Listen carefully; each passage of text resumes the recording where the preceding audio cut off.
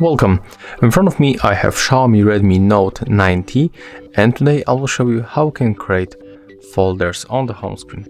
So I'm going to organize these apps. You have to click, hold and then drag application for another one, just like that. As you can see, here is our folder.